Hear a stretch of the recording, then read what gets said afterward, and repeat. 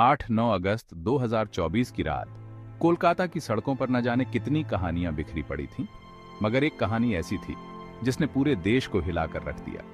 यह कहानी है उस खौफनाक रात की जब एक महिला डॉक्टर, जो लोगों की जिंदगी बचाने के लिए अपने सपनों की उड़ान भर रही थी, खुद मौत की आगोश में समा गई। कोलकाता के राधा गोविंदकर मेडिकल कॉलेज में हुई इस जघन्य घटना ने न सिर्फ शहर बल्कि पूरे देश में एक तूफान खड़ा कर दिया। आइए जानते हैं उस रात की सारी सच्चाई, कौन था इस हैवानियत के पीछे और क्यों आज भी कोलकाता की गलियों में इंसाफ की गूंज सुनाई देती है। 8 अगस्त 2024 की शाम कोलकाता के राधा गोविंदकर मेडिकल कॉलेज में एक सामान्य दिन की तरह शुरू हुई। 4 डॉक्टर, जिनमें 3 चेस्ट मेडिसिन डिपार्टमेंट के थे और एक ट्रेनी नाइट ड्यूटी पर थे। इस टीम में वह महिला डॉक्टर भी थी जिसकी उम्र 31 साल थी और जिसने कुछ ही समय पहले मेडिकल की दुनिया में कदम रखा था। सब कुछ सामान्य लग रहा था, लेकिन इस रात के अंधेरे में एक ऐसा साया छिपा था जो उन सब की जिंदगी बदलने वाला था। रात के करीब 2 बजे जब वह महिला डॉक्टर अस्पताल के सेमिनार हॉल में सोने गई, तभी संजय रॉय नामक एक सिविक वॉलंटियर ने अस्पताल के पिछले हिस्से से अंदर घुसने की योजना बनाई। संजय, जो शराब के नशे में धुत था, उस रात कुछ और ही सोच रहा था। वह ना अस्पताल का स्टाफ था और ना ही किसी मरीज का रिश्तेदार। उसके पास कोई वाजिब कारण नहीं था कि वह वहां हो। फिर भी वह आया और जो उसने किया वह हैवानियत की हदें पार कर गया। सेमिनार हॉल में दाखिल होते ही संजय ने उस महिला डॉक्टर पर हमला कर दिया। उसने न सिर्फ उसकी हत्या की बल्कि उसकी लाश को भी नहीं छोड़ा। उसने एक बार फिर साबित कर दिया कि हैवानियत के सामने इंसानियत की कोई कीमत नहीं होती। उसकी यह घिनौनी हरकत इंसानियत को शर्मसार करने के लिए काफी थी। लेकिन अपराधी चाहे कितना ही शातिर क्यों ना हो, सबूत उसके पीछे रह ही जाते हैं।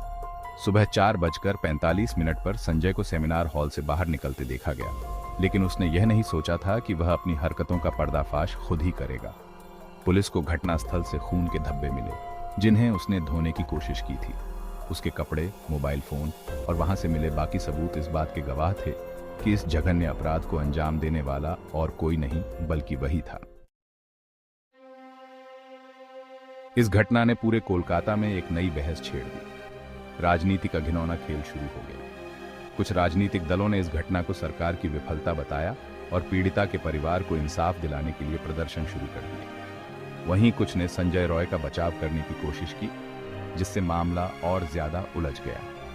सड़कों पर बढ़ता हुआ गुस्सा और पुलिस की कार्रवाई पर उठते सवाल इस बात की गवाही दे रहे थे कि इस बार लोगों का गुस्सा थमने वाला नहीं है।